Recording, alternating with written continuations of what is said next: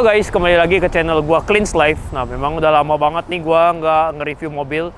Kalau kalian masih inget, gua pernah review dulu mobil gua Porsche kuning. Nah, pada hari ini di kesempatan spesial ini, gua bakal nge-review satu buah mobil yang spesial lagi. Yaitu apa guys? Yang ada di belakang gua. BMW seri M3 tahun 2017. Kenapa mobil ini bakal spesial? Simak terus videonya karena gua bakal bikin view lengkapnya. Dan kalau misalkan kalian nonton di channel-channel lain, orang-orang itu cuma nge-review tentang speknya, gue bakal kasih pengalaman impresi gue. Karena gue udah pakai mobil ini kebetulan sekitar 2 tahun. Nah, seperti yang kalian lihat, kalau misalkan dari tampilannya itu, mobil ini sangat sporty banget. Kayak kelihatan bahwa ini tuh beda dan seri 3. Terus mobil ini tuh juga dulu sempat populer pada tahun sekitar 2014 ketika artis-artis Indonesia yang pakai, ada yang namanya Gading Marten guys. Nah, dulu dia tuh pakai. Terus sempat lagi populer pada tahun 2015 karena mobil ini sempat dipakai di film Mission Impossible pada tahun 2015. Pada saat itu gue inget banget, warna M3-nya itu warna Silverstone dan ini yang gue punya warna orange. Sebelum memulai review ini, jangan lupa untuk komen, like, dan subscribe ya. Nah, ini gue sekarang lagi ada di Pantai Indah Kapuk ya, Topik. Nah, ini mobil sport ini tuh cocok banget buat dipakai untuk tongkrongan-tongkrongan anak pik karena ya mobil ini tuh versi 4 pintunya. Jadi sebenarnya mobil ini diproduksi dalam 2 versi. Yang 4 pintu itu namanya kodenya BMW M3 F80. Nah, versi keduanya itu tuh dia buat namanya BMW M4 F82. Nah, BMW M4 F82 ini bedanya dia itu menggunakan 2 pintu. Jadi kalau misalkan menurut gua dari sisi sport car dan keenakan untuk dipakai hari-hari, tentu aja yang lebih enak pakai yang 4 pintu karena dia ada pintu buat bawa penumpang. Nah, terus kalau misalkan BMW ini tuh dia sebenarnya pertama kali produksinya tahun 2014. Cuman ini sekarang udah 2017 dari versi faceliftnya. Jadi setelah 3 tahun dia melakukan versi facelift yang ada perbedaannya. Nanti gua bakal bahas bedanya apa yang facelift sama enggak. Nah, tapi kisaran harga mobil ini dulu pas pertama kali launching adalah sekitar 1,9 off the road. Nah, itu launchingnya dulu pas Gias pada tahun 2017. Dan sekarang itu tuh harganya tuh karena udah nggak ada yang harga baru ya. Jadi itu dulu harganya off the road 2,1. Jadi on the roadnya sekitar, ya mungkin sekitar 2,1. Dan beda 100 juta dengan versi yang 2 pintunya dengan M4. Jadi ini diestimasikan kalau dari pasar bekasnya sekarang tuh di kisaran harga range 1,7 sampai 1,8 miliar. Nah, gue bakal kupas ya guys ya. Kira-kira worth it gak sih kalau kita beli mobil yang udah di facelift? Dan apa aja yang ngebedain? Nah, yang paling pertama yang paling ngebedain dari versi faceliftnya adalah dari lampu yang ada di depan ini. Dimana kalau misalkan lampu yang di depan ini kalian bakal lihat lebih jauh, lebih tampilannya lebih agresif dan garang. Dia tadinya warnanya rada putih, sekarang warnanya kayak kalau kalian lihat di sini tuh dia rada warnanya hitam gitu loh guys, karena dia kayak model yang shadow edition. Dan selain itu, kalau kalian lihat juga ketika kita nyalakin lampu stand, dia tuh segaris kayak gitu. Terus yang berikutnya, lampunya itu juga kalau yang tadinya itu adalah bulat 2 biji, sekarang bentuknya itu dia lebih kayak hexagon kayak gini. Nah, perbedaan keduanya, kalau tadi kita udah lihat ke depan, kalau dari secara tampilan samping, yang ngebedain yang kedua adalah tampilan dari velgnya ini tuh keren banget guys. Meskipun ya sama-sama tetap ring 19, tapi kalau kalian perhatiin ini tuh warnanya bukan satu warna guys, tapi ini tuh warnanya 2. Warnanya tuh kayak putih, silver, habis itu hitam. Jadi bespoke gitu, kayak 2 warna. Dan profil ban yang digunakan ini udah menggunakan ban yang benar-benar cocok buat balapan Michelin dengan konfigurasi spek 255/19 untuk roda depannya. Nah, terus masuk ke dalam roda yang ada di belakang nih. Roda belakang ini lebar banget guys. Kalau di depan tuh lebar ada 255, bahkan di belakang ini jauh lebih lebar. Nah, lebarnya itu tuh kalau yang di belakang tuh 275/19 dan udah dilengkapi dengan ban Michelin guys. Terus warnanya juga keren banget guys, ini true bener-bener kita perlukan untuk mobil balap. Oke guys, terus kita masuk ke bagian belakang. Jadi kalau tadi depan tuh ada lampu yang berubah, sekarang kita kalau ke belakang dia tuh lampunya berubah juga jadi LED. Nah, tadinya kalau misalkan kalian lihat tuh dalamnya tuh nggak ada bentuk kayak arsiran merah kayak gitu. Sedangkan sekarang kayak arsiran merahnya itu tuh kayak ngelekuk bentuk kayak gitu. Jadi kayak jadi jauh lebih agresif. Ini namanya facelift. Kalau yang dulu tuh merahnya kayak merah biasa, ini merahnya lebih terang. Nah, terus tadi gue udah kasih lihat ke kalian 3 fitur facelift itu baru dari luar doang, belum dari yang dalam. Nah, terus kalau misalkan kalian lihat warnanya ini tuh apa sih namanya? Warna dari mobil ini adalah Shakir Orange Metallic 2. Kenapa 2? Karena sebelumnya memang dia keluar warna orange, tapi yang kayak versi 2014 punya beda sama yang ini. Nah, tadinya BMW M3 itu hero color-nya itu warnanya biru langit atau yang namanya Yas Marina Blue. Namun setelah facelift ini sekarang jadi beda gitu loh penampilannya. Sekarang jadi warnanya Shakir orange. Dimana kalau misalkan kalian lihat di sini, kadang dia tuh warnanya orange, kadang dia warnanya tuh merah. Jadi kayak kalau kena pantulan matahari dia tuh bisa ada dua color. Nah terus kalau kalian lihat dari tadi si M3 ini tuh nggak ada sunroof ataupun moonroofnya di sini biar bisa buat lihat-lihat kan. Nah tapi ternyata di sini itu ada yang namanya serat karbon. Nah serat karbon itu tuh gunanya apa? Ketika kita balapan, center of gravity-nya bakal bikin jadi lebih turun dan bahan serat karbon ini lebih ringan guys. Nah terus guys, kalau misalkan ditanya kenapa gue lebih pilih M3 dibandingkan M4, padahal M4 itu 4 pintu dan sport coupe, jawabannya ada di sisi belakang ini. Kenapa? Karena kalau misalkan kalian lihat M3, dia itu dari belakang tuh nih kayak gini, dia itu sampingnya tuh lebar banget guys nih. Ini yang bikin ini nih side fender ini tuh yang bikin gua tuh kayak jauh lebih jatuh cinta kepada M3 dibandingkan M4. Karena M3 ini tuh dia jadi kelihatan lebih kokoh dan boxy gitu loh. Kokoh badannya, boxy karena dia kuat gitu dan dia rada gede gitu, semok gitu. Kalau misalkan M4 dia tuh lebih bulat, kayak lebih butih kayak gitu. Nah terus guys, di bagian belakang ini itu dipadukan juga dengan namanya ducktail di sini. Ini tuh original style-nya. Gue tuh suka banget original style-nya karena warnanya itu tuh kayak matching banget sama warna mobilnya, orange, dan nggak terlalu bikin mobil ini jadi kayak over penampilan gitulah guys. Nah kita udah balik ke belakang. Kalau tadi kita udah lihat sangat lebar. Di sini BMW juga udah ngasih kita tuh knalpot dengan 4 pengeluaran tailpipe, dimana kita bisa sebutnya dengan quad tight tailpipe. Memang mesin mobil ini udah ada turbo, jadi dia nggak begitu berisik. Tapi nanti kita bakal coba guys, kira-kira perbandingannya tuh kayak gimana mode standar, sport, dan sport plus. Karena dia ada 3 varian model, dan 3 varian model ini masing-masing memberikan suara yang beda-beda guys. Nah terus guys, gua kan tadinya sebelumnya pernah punya BMW seri F30 dan sekarang nih F80.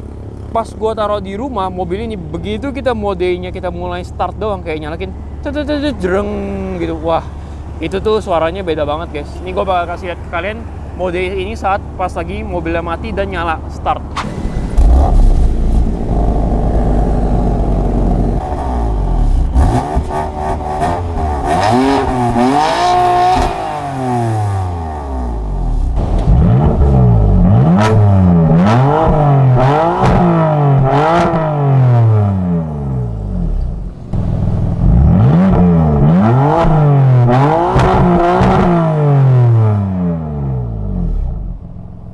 Nah gimana guys suara knalpotnya? Mantep banget kan? Nah sekarang gua bakal masuk ke dalam cabin mesin.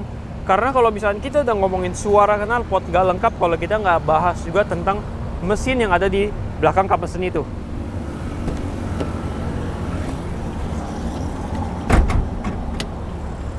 Nah ini sekarang gua udah buka kap mesinnya. Dari awal yang pertama kali kita buka, langsung kelihatan ini yang paling mencolok banget, strut bar yang bentuknya huruf U ini dengan full serat karbon yang memberikan kesan penampilan sangat keren menggunakan mesin M-Power. Dan mesin ini tuh dengan konfigurasi inline 6 atau segaris 6 mesinnya, terus menghasilkan juga sekitar 431 horsepower dan 550 Nm dengan percepatan 7 transmisi atau DCT dual clutch transmission guys.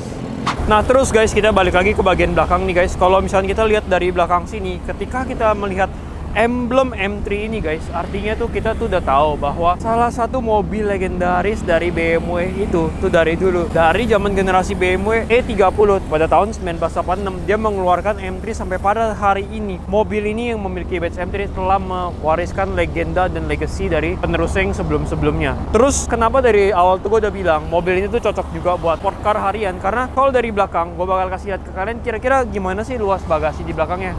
Ayo kesini guys. Nah ini gue udah buka guys bagasinya. Memang bagasinya itu cut rollingnya masih manual, tutupnya juga masih manual.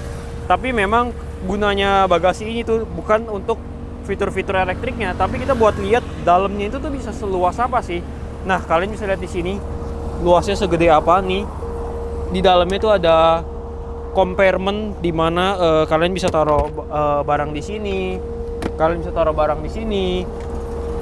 Terus kalau misalkan kalian lihat, kalau misalkan masih kurang lagi, BMW udah menyediakan extra storage, yaitu ada di sini. Oh, di sini ada tempat bagasi. Di bagasinya. masih bisa taruh barang-barang lagi. Terus guys, kalau misalkan kalian masih kurang lagi, 2 kursi yang ada di belakang bisa dibuka dengan cara pencet ini, tuas sini, dan bisa langsung dilipat. Kira-kira kalau misalkan gue kasih gambaran, mungkin kalian bisa taruh sekitar 2 koper besar size 30 kilo guys. Nah terus guys, ini tadi ruang kompartemen rahasia yang gue kasih lihat ke kalian. Di dalam sini tuh ada barang-barang unik banget guys. Ini tuh kayak ada ampere meter. Ini juga bisa buat pompa ban listriknya. Terus ada kotak P3K yang resmi dari Jerman. Dan ini yang lucu nih guys, ada alat buat tambal ban karena bannya ini udah nggak RFT guys. Nah terus guys, karena mobil ini complete build up atau CPU full langsung dari Jerman. Nah mobil ini tuh udah di include tuh 1 buah kamera mundur guys. Jadi ketika kita mundur dan sekelilingnya sebenarnya 360, kalian bisa lihat sekeliling guys. Jadi udah gak usah di add on lagi. Nah terus karena tadi gue udah bilang ini itu mobil yang bisa dipakai untuk daily, artinya kita harus menyediakan ekstra lebih dong tempat supaya just in case kalau ada penumpang yang mau masuk. Nah sekarang kita bakal masuk ke cabin belakangnya, tempat duduknya. Kita review dulu guys. Nah, berbicara dengan supercar yang bisa dipakai setiap hari, gue bilang harus bisa didudukin 4 penumpang. Nah, tinggi gue sekarang 175 cm dan gue lagi ada duduk di kursi penumpang belakangnya. Lihat nih guys, ini ada jarak space kakinya gue tidak nyangkut sama sekali, padahal ini kursi depannya itu adalah bucket seat dan tebel, dan menurut gue memang masih nyaman. Nah, menurut gue guys, kita sebagai penumpang di sini udah bisa berasa sangat nyaman ya guys ya, dilengkapi oleh ada fitur seat belt, dan di sini juga ada bantalan kasnya. Masih ada headrest juga guys di belakang, jadi kita bisa duduk kayak begini, kaki nggak nyangkut. Di tengah di sini ada AC. Habis itu kalian juga bisa ngecas nih, tengahnya diventilasi.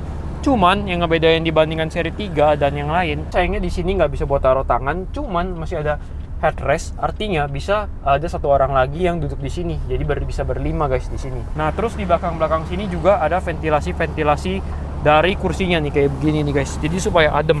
Terus kita tadi udah bahas sebagai duduk di belakang. Sekarang kita maju ke depan karena kalau misalkan kita beli BMW M3 ini fokusnya ke driver oriented, sheer driving pleasure. Kita maju ya ke kursi pengemudi.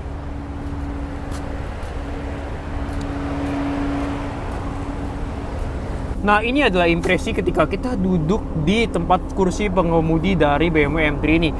Yang pertama kali gue rasain adalah ini tuh mewah banget guys. Kursinya tuh kayak apa ya namanya ya, biasa kita naik kursi mobil biasa, ini tuh kursinya bucket seat jadi cocok banget buat balapan. Jadi dia kayak bentuknya bukan cuma lurus, tapi dia ada kayak begininya yang memastikan pinggang kita bakal lurus. Terus guys, instrumennya itu keren banget guys. Nanti kalian bakal lihat kursi-kursinya memiliki ventilasi udara dan ada logo ciri khasnya M3. Gak cuma ada di kursi di sini, begitu kita masuk langsung disuguhkan logo M3 yang ada di sini guys. Jadi kita sekarang mau bahas transmisi guys. Jadi kalau misalkan kalian lihat tadi dari samping udah sangat mewah, ini juga mewah juga loh guys. Kalau di sini tuh ada serat-serat karbonnya yang sangat sporty. Habis itu nih shift knob setirnya dan ada aksen silvernya, ada menu-menu button M-nya, memberikan kesan kita semakin lebih semangat untuk ngebut. Nah ini gue tadi kasih lihat ke kalian guys menu mundurnya. Jadi kayak dia tuh agak lebar ya guys ya.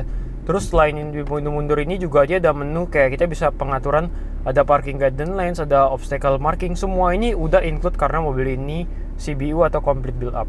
Nah mobil ini tadi gue tuh juga udah bilang menggunakan sistem pengaturan entertainment yang ada di sini, BMW iDrive versi 7 yang udah canggih banget, dan masuk ke dalam gear knob shift-nya ini tuh atau tuas pengganti gigi. Ini adalah salah satu ciri khas BMW yang murni M. Nah ketika dimana kalau misalkan kita tuh membeli BMW yang seri biasa, dia tuh ke shift knob-nya tuh beda.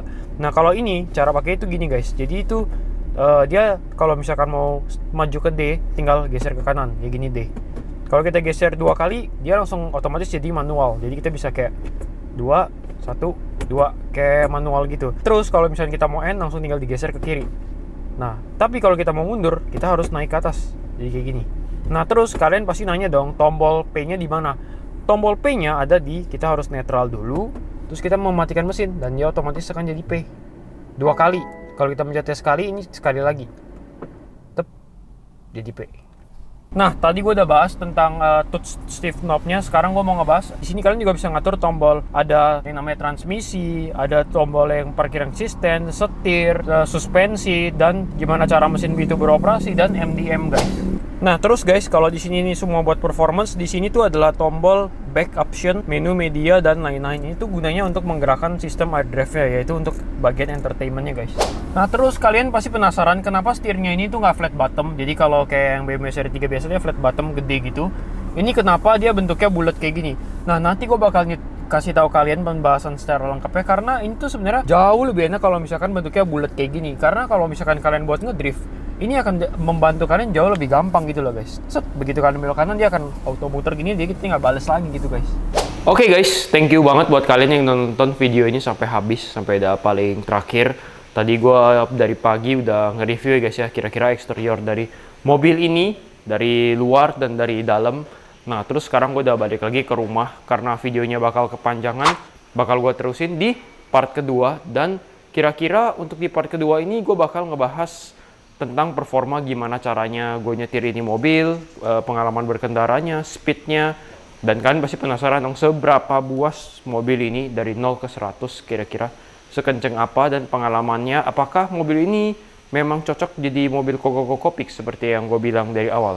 Jangan lupa untuk nonton terus di video selanjutnya, dan thank you banget buat kalian semua. Jangan lupa untuk subscribe, komen, like, dan share video ini jika kalian merasa ini bermanfaat. Kalau misalnya nanti mau ditanya juga boleh komen ya guys.